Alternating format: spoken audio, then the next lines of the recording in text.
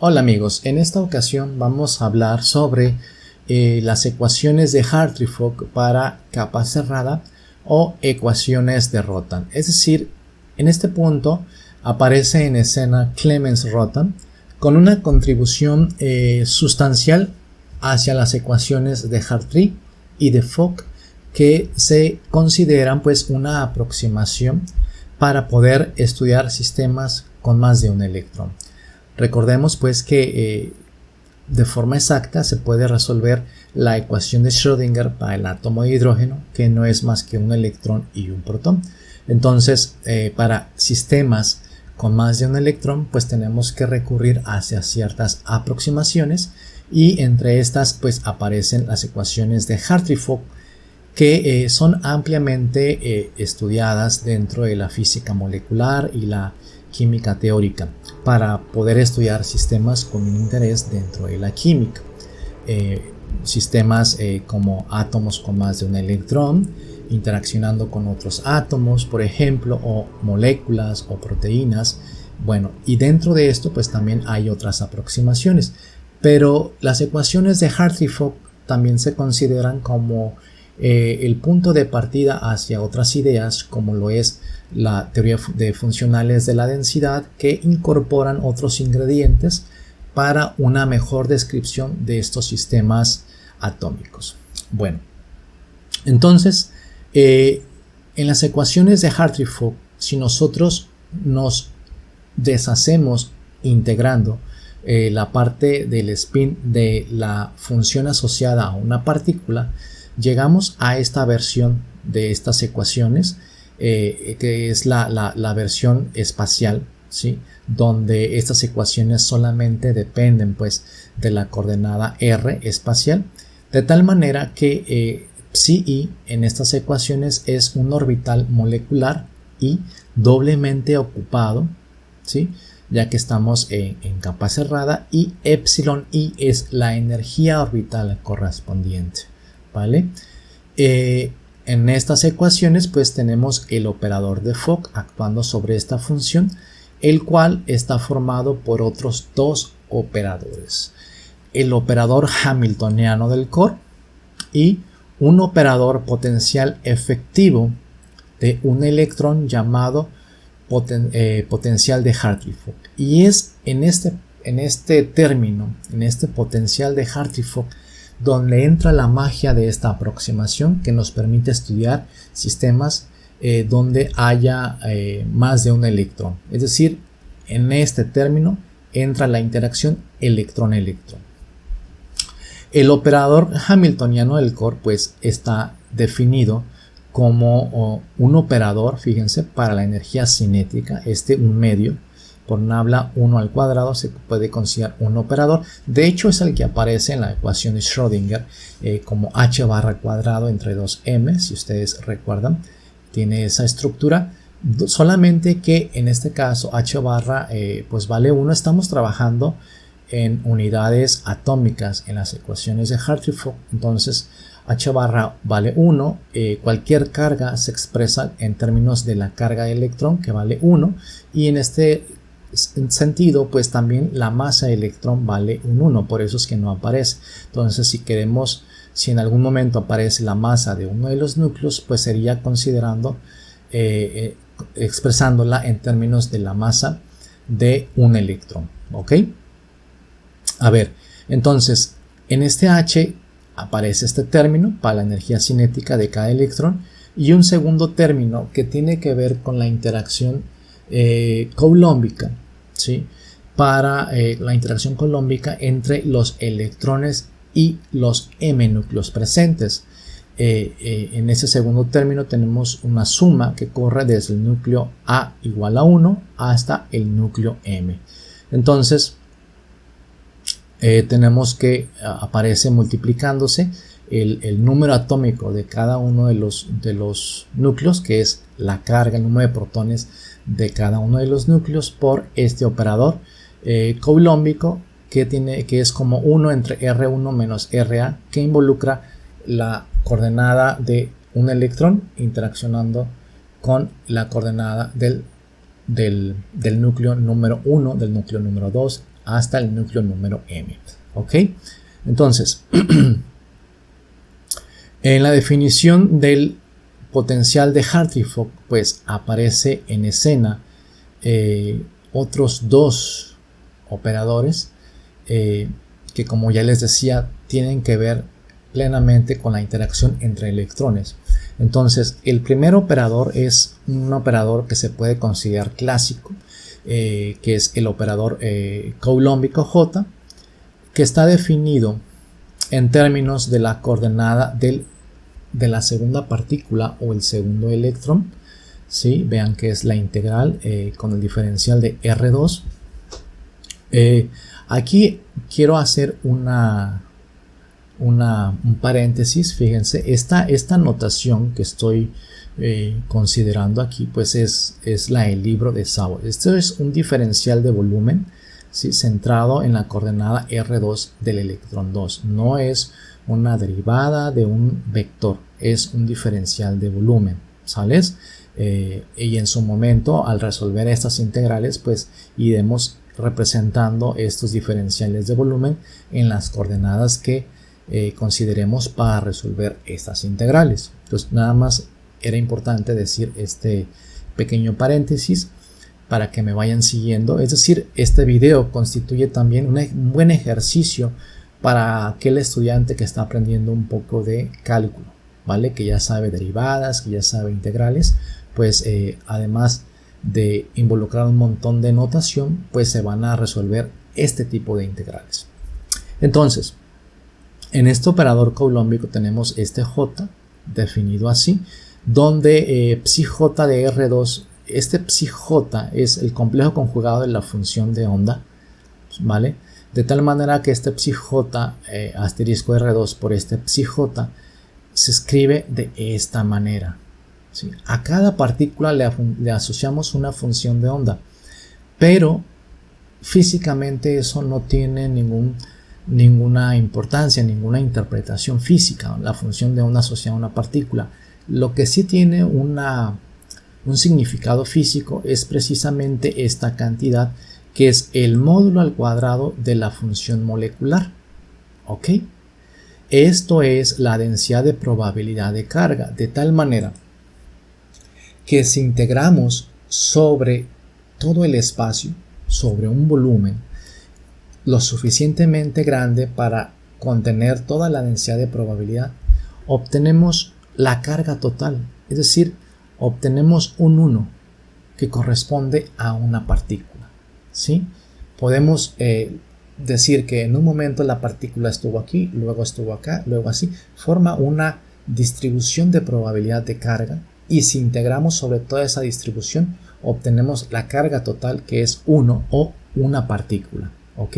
Eso lo estamos diciendo de esta manera. Ahora, esta integral es bien importante y este 1 resulta si solo si la función orbital está normalizada, que es algo que ya veremos un poquito más adelante.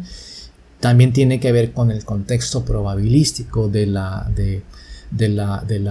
mecánica cuántica. La máxima probabilidad es 1, entonces si encerramos toda esa densidad, pues tenemos que obtener un 1. Si encerramos parte de esa densidad, pues tenemos una fracción, un número entre 0 y 1, ¿vale? Y también tiene que ver con una parte que a veces no se menciona tanto, pero tiene que ver con el trasfondo matemático en cuestiones del espacio de Hilbert físico, ¿sí? Donde se consideran funciones que son cuadrado integrable, ¿vale? De eso quizás hable un poquito más adelante cuando saque un video sobre algunos contextos matemáticos de la física cuántica. Entonces quedémonos con que esto se tiene que cumplir y que esto es cierto.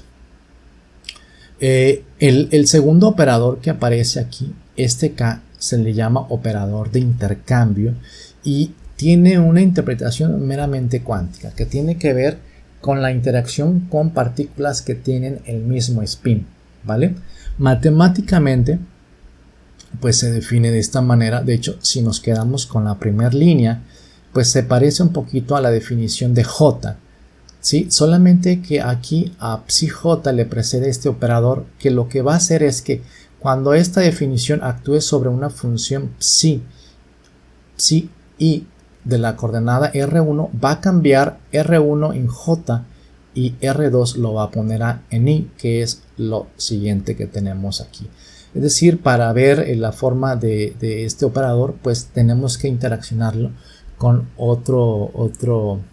otra función en otra coordenada de la otra partícula, ¿vale? También tenemos que darnos cuenta que aquí aparece un 2 en esta definición. Fíjense, está contabilizando de j igual a 1 hasta n entre 2, porque son n entre 2 orbitales espaciales, y como en cada orbital hay 2, pues está doblemente ocupado.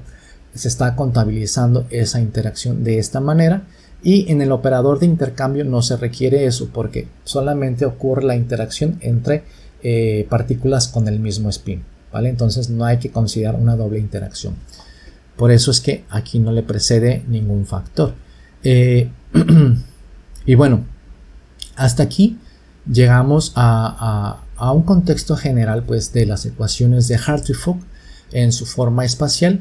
Y lo siguiente que viene es parte del trabajo de Clemens Rotan, que dice, bueno, ya está la estructura de Hartree-Fock, pero para poder hacer operaciones, para sacar información, tenemos que darle una forma analítica a esas psis.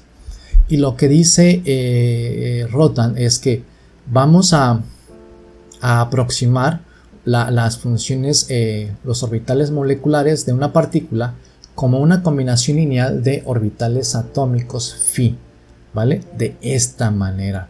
Y eso lo que permitió en aquel entonces fue que Rotan obtuviese las ecuaciones de Hartree-Fock en un contexto algebraico, en un contexto donde ya no fuese algo donde aparecen simplemente derivadas e integrales, sino que pudiese aparecer un contexto algebraico donde se utilizaban las reglas del álgebra lineal para resolver las ecuaciones de Hartree-Fock, o lo que se conoce como ecuaciones de Rotan. Entonces Rotan lo que hace es decir, la función molecular la expando de esta manera, donde k es un número finito. Ya más adelante hablaremos de k, y pues c mu i son números, son escalares que tienen que tratarse dentro del desarrollo de las ecuaciones de Hartree-Fock. Pero lo importante es esto, que las ecuaciones moleculares resultan de una expansión de los orbitales atómicos, ¿vale? Un orbital molecular se genera en términos de orbitales atómicos, y a esto se le conoce como el método LKO, por sus siglas en inglés de combinación lineal de orbitales atómicos. Con esta definición 1.8 podemos escribir las ecuaciones de Hartree-Fock de esta manera. Lo único que estoy haciendo es sustituir la psi. Fíjense, tenemos esto. Y ahora, si multiplicamos nosotros por phi mu, por la función por el orbital atómico complejo conjugado en R1 por la parte izquierda, toda la ecuación, tanto el lado izquierdo como la parte derecha, por phi de mu, y luego integramos en R1, es decir, vean, estoy haciendo esto, ¿sí? Del lado izquierdo y del lado derecho. A ver, es esta partecita. Esta sumatoria pues resulta de esta primera. O sea, tenemos 1.9 y luego multiplicamos ambos extremos de la igualdad por la integral de dr1 phi mu asterisco r1, y llegamos a esta expresión, ¿vale? Entonces resulta ser que 1.10 la podemos simplificar un poquito más y decir que esta integral, ¿sí?, donde el operador de Fock aparece entre estas funciones atómicas, le vamos a llamar f mu nu. Y esta f mu nu es una expresión para los elementos de una matriz de Fock, ¿vale? Para los elementos de una función, de una matriz de Fock. Entonces, esta sumatoria en U igual a 1 hasta acá de C nu I aparece aquí. A esto le llamamos F mu nu. Esto es epsilon I, la energía orbital. Y a esta integral le vamos a llamar la matriz S mu nu, la expresión para obtener cada uno de los elementos de una matriz S mu nu, que le vamos a llamar matriz de traslape. Fíjense, los elementos S mu nu forman la matriz de traslape S, ¿sí? Que pues es de K por K. ¿Por qué? Porque mu y nu corren hasta acá. Entonces sería una matriz de K por K que es hermitiana, es decir, es igual a su transpuesta conjugada. Y tenemos también que F mu nu forma la matriz de Fock F, también hermitiana y de dimensión de K por K. Esta última expresión se le forman lo que son las ecuaciones de Rotan, ¿vale? Las ecuaciones de Rotan, que son las ecuaciones de Hartree-Fock en su forma matricial. Utilizando un poquito otra notación, pues estas ecuaciones se pueden describir de esto, ¿sí? De esta manera, ya en su forma matricial, una matriz F por una matriz C, es decir, esta es la matriz C formada por los C nu I, por una matriz S de traslape, por una C por esta matriz. Decimos que F, la matriz F, es la representación matricial del operador de Fock en el conjunto de funciones base phi mu, ¿vale? Es decir, que si nosotros utilizamos otra base de orbitales atómicos, pues tendríamos otra representación de esa matriz de Fock, ¿ok? Este lenguaje que utilizo es muy en el contexto del álgebra lineal, ¿vale? Hay que tener cuidado ahí con lo que se está diciendo. Entonces, si expandimos este orbital molecular en esta base, resulta que esta matriz de Fock, esta F es la representación matricial del operador de Fock en el conjunto de esa base que utilizamos para expandir los orbitales moleculares. La matriz C pues también es una matriz cuadrada de K por K, formada por los coeficientes C mu I, donde fíjense que en la primera columna son los coeficientes que describen el orbital molecular psi 1. En la segunda columna al orbital molecular psi 2, así hasta acá orbitales moleculares, ¿vale? Y la matriz epsilon es una matriz diagonal con las energías orbitales en su diagonal principal. Las energías asociadas a cada uno de los orbitales del sistema van a aparecer en esta diagonal principal. Ya más adelante hablaremos un poquito más sobre las soluciones de esta ecuación de Hartree-Fock. Bueno, hasta aquí vamos a dejar esta primera introducción a estas ecuaciones de Hartree-Fock, y en un segundo video abordaremos un poco más de ello. Hasta la próxima.